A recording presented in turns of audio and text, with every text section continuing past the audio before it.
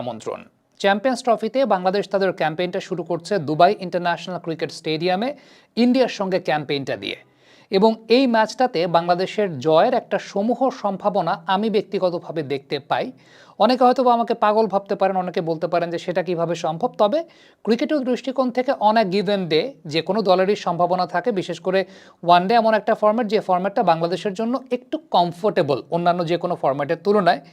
আমি বলবো যে বাংলাদেশের এই ওয়ানডে লাইন আপটার ব্যাটিং লাইন আপটা বেশ স্ট্রং। বাংলাদেশের সমস্যার জায়গাটা আসলে বোলিং কম্বিনেশনের জায়গাটা, কারণ আমরা যেমনটা দেখেছি বাংলাদেশ যখন 8 ব্যাটার নিয়ে খেলে এবং বর্তমান সময় যেহেতু সাকিব আল হাসানের অপশনটা থাকে না, সেই জায়গাটায় বাংলাদেশ তাদের ষষ্ঠ বোলিং অপশনে একটা অনেক বড় ভ্যাকুয়ামে ভোগে। বিশেষ করে মেহেদী হাসান মিরাজকে সাম্প্রতিক সময়ে সাদা বলের ক্রিকেটে আমরা ওইভাবে অ্যাজ আ বোলার পারফর্ম করতে দেখি নাই যেহেতু, সুতরাং ওই প্রবলেমটা আসলে ওয়ানডে ফরম্যাটটাতে একটা বড় প্রবলেম হয়ে দাঁড়ায় বাংলাদেশের জন্য। তবে ইন্ডিয়ার সঙ্গে যে ম্যাচটা দুবাই ইন্টারন্যাশনাল ক্রিকেট স্টেডিয়ামে বাংলাদেশ খেলছে, কন্ডিশন ওয়াইজ বাংলাদেশের বোলিং লাইন আপের জন্য এটা একটা কমফোর্টেবল কন্ডিশন হতে যাচ্ছে, এবং এই কারণেই ইন্ডিয়ার সঙ্গে ম্যাচটা আমি মনে করি বাংলাদেশের জয়লাভ করার জন্য একটা ইভেন চান্স থাকবে।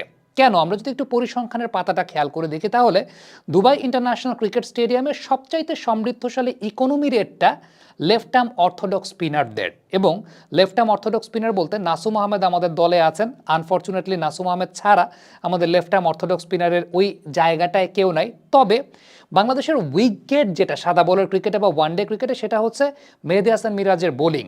দুবাই ইন্টারন্যাশনাল ক্রিকেট স্টেডিয়ামের কন্ডিশনটা মেহেদী হাসান মিরাজকে অনেক বেশি মাত্রায় সহযোগিতা করবে।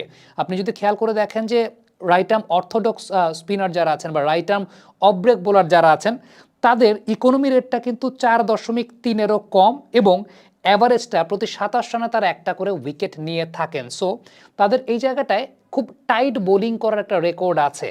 লাস্ট যে ম্যাচটা এই মাঠটাতে হয়েছে সেখানেও কিন্তু একজন অফ স্পিনার তিনি 3টা উইকেট নিয়ে তার দলের পক্ষে সর্বোচ্চ উইকেট সংগ্রাহক ছিলেন। সো এই কন্ডিশনটা স্পিনারদের জন্য বা অফ ব্রেক বোলারদের জন্য, লেফট আর্ম অর্থোডক্স স্পিনারদের জন্য সুইটেবল, অপেক্ষাকৃত সুইটেবল অন্য যে কোনো কন্ডিশনের চাইতে। এবং বাংলাদেশের যে উইক লিঙ্কটা আছে, বাংলাদেশের উইক লিঙ্কটা আমি মনে করি এই টুর্নামেন্টে সেটা হচ্ছে বাংলাদেশের স্পিনাররা। ওই স্পিনাররা বাড়তি একটা অ্যাডভান্টেজ পাবে দুবাই ইন্টারন্যাশনাল ক্রিকেট স্টেডিয়ামে। আদারওয়াইজ বাংলাদেশের যে পেস বোলিং সেট আপটা আমি ব্যক্তিগতভাবে মনে করি তাসকিন আহমেদ সেই জায়গাটায় আছেন, তানজিম হাসান সাকিব হয়তো বা খেলবেন, এবং সেই সঙ্গে নাহিদ রানার র পেসটা, এটা অন্য যে কোনো দলের পেস বোলিং অ্যাটাকের চাইতে better pace bowling attack. Even আপনি যদি কম্পেয়ার করতে চান, আমার কাছে মনে হয় যদি জসপ্রীত বুমরা থাকবেন কি থাকবে না we are not sure, but Jasprit Bumrah থাকলেও কোলাবোরেটলি বাংলাদেশের পেস বোলিং অ্যাটাক ইন্ডিয়ার চাইতেও বেটার, সেটা আমার কাছে ব্যক্তিগতভাবে মনে হয়। এখন সেটা অনেকের কাছে সেই বিষয়টা ভুল মনে হতেও পারে। হ্যাঁ, ইন্ডিয়ার ব্যাটিং লাইন আপটা definitely it's a very prominent batting line up, but বাংলাদেশের বোলিং লাইন আপটাকেও সেক্ষেত্রে আপনি খাটো করে দেখতে পারবেন না।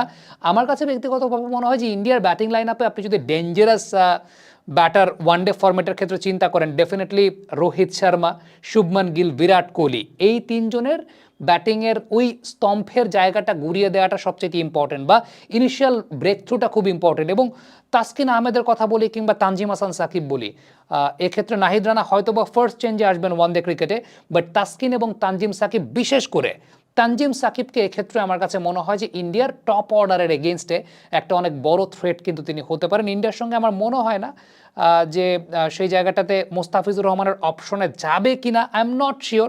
হতে পারে উইকেট কন্ডিশনটা যদি ফেভার করে, উইকেট কন্ডিশনটা যদি এরকম থাকে যে ঠিক আছে মোস্তাফিজের জন্য ফেভারেবল, সেক্ষেত্রে এমনও হতে পারে লেফট আর্ম অর্থোডক্স স্পিনার বসিয়ে মোস্তাফিজুর রহমানের অপশনটা হয়তো বা ক্যারি করতে পারে, কারণ একটু স্টিকি কন্ডিশনে মোস্তাফিজের পেসটাও কিন্তু স্পিনের মতো করে কাজ করে।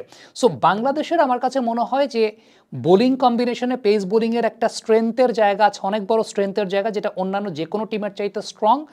স্পিনের জায়গাটা সবচেয়ে উইকেট, স্পিনের জায়গাটা যেটা উইকেট, সেটা দুবাইয়ের কন্ডিশনটাতে একটু বেটার ফেভারেবল কন্ডিশন বাংলাদেশের জন্য হতে পারে।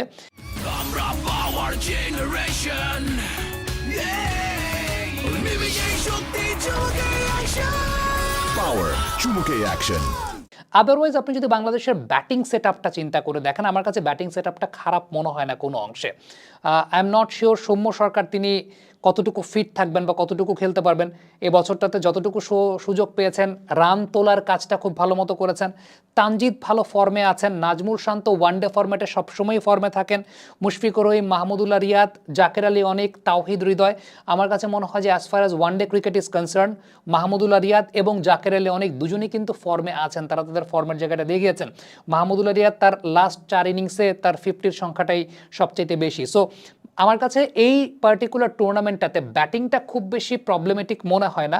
আমার কাছে প্রবলেমেটিক মনে হয় বাংলাদেশের বোলিং সেট আপের জায়গাটা, কারণ বাংলাদেশ 60 ওভারের প্রিপারেশন, মানে 6 বোলারের যে প্রিপারেশন, সেই 6 বোলারের প্রিপারেশনটা 8 জন ব্যাটসম্যান নিয়ে বাংলাদেশ খেলবে। তো সো 6 বোলারের প্রিপারেশনটা আসলে বাংলাদেশের নাই।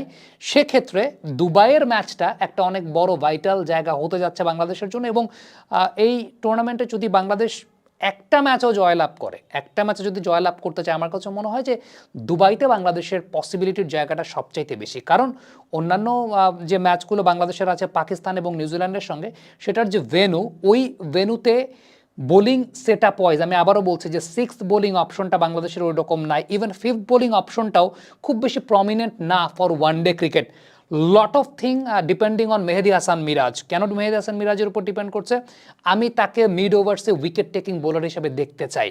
মিড ওভার্সে মেহেদী হাসান মিরাজ যত বেশি উইকেট টেকিং বোলার হিসেবে বাংলাদেশের জন্য কন্ট্রিবিউট করতে পারবেন, তত বেশি বাংলাদেশের এই বোলিং অ্যাটাকটাকে আমি প্রমিনেন্ট বলতে পারবো। সো একটাই উইক লিঙ্ক আছে, এই উইক লিঙ্কটা দুবাইতে একটা ফেভারেবল কন্ডিশন পেতে পারে। সো আমার কাছে মনে হয় যে বড় সম্ভাবনা আছে বাংলাদেশের ভারতকে হারানোর। সেটা হয়তোবা অনেক গিভেন ডে, আপনি জানেন না যে যদি পারফরমেন্সটা বাংলাদেশ ওই রকম করে ফেলে, definitely they have the potential to beat team India in ODIs. Thank you very much. Comment বক্সে আপনাদের মন্তব্য মতামত জানতে চাই।